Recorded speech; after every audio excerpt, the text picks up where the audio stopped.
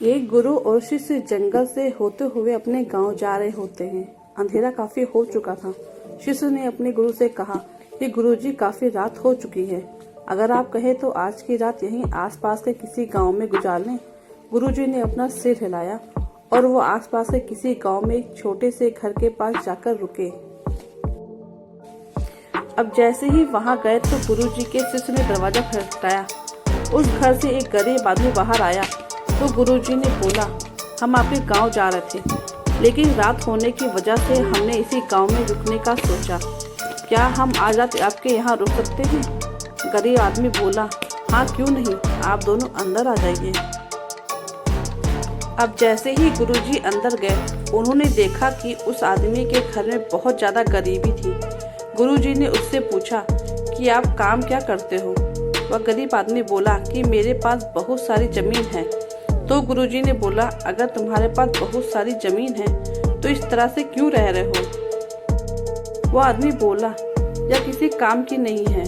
गांव वाले बोलते हैं कि यह बंजर ज़मीन है, यहाँ पर कुछ भी नहीं उगाई जा सकती और वहाँ फसल उगाना बहुत बड़ी बेवकूफ़ी है। गुरुजी ने बोला कि तुम्हारा गुजारा कैसे होता है? उसने बोला कि मेरे पास एक भैंस है जिससे मेरा पूरा घर चलता है। ये सुनने के बाद गुरुजी सो जाते हैं और रात में जब सब लोग सो रहे होते हैं तब गुरुजी अपने शिष्य को उठाते हैं और उस गरीब आदमी की भैंस लेकर अपने गांव चले जाते हैं। शिष्य अपने गुरु से पूछता है कि गुरुजी, कहीं आप ये गलत तो नहीं कर रहे हैं? उस गरीब आदमी की रोजी रोटी इसी भैंस की वजह से चलती है। तो गुरुजी ने अपने शिष्य की तरफ देखते हुए और मुस्कुराते हुए आगे बढ़ गए। उस बात को तकरीबन 10 साल गुजर जाती है और जो गुरु का शिष्य था वह बहुत बड़ा गुरु बन चुका था।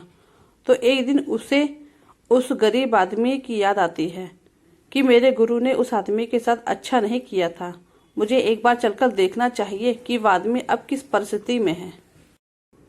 वह शिष्य उस गांव की तरफ जाता है और वहां जैसे ही पहुंचता है तो वह देखता है कि जहां पर उस गरीब आदमी का झोपड़ा था वहां पर एक बहुत बड़ा आलीशान महल बन चुका था और उस झोपड़े के बाहर जो बंजर जमीन थी उस पर फल और फूलों के बगीचे थे।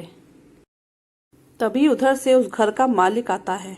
शिष्य उसे पहचान लेता है और उस आदमी को बोलता है, तुमने मुझे पहचाना? मैं अपने गुरु जी के साथ आया था, हमने एक रात के लिए आपके यहाँ रुके थे। वह आदमी उसे पहचान लेता है और बोलता है कि उस रात में आप कहाँ चले गए थे? और उस रात के बाद ही मेरी भैंस कहीं चली गई थी। मेरे पास कोई रास्ता नहीं था तो मैंने अपनी जमीन पर मेहनत की और फसल निकल आई और आज मैं इस गांव का सबसे बड़ा और सबसे अमीर आदमी बन चुका हूँ। ये सुनने के बाद शिष्य की आंखों में अपने गुरु जी के लिए आंसू आ गए और उसे ये बात अब समझ में आई और वो रोने लगा। इस कहानी से हमें यह सीख मिलती है कि हमारे अंदर ऐसे बहुत से टैलेंट छुपे हुए हैं, लेकिन हमें कोई ना कोई चीज रोक कर रखती है।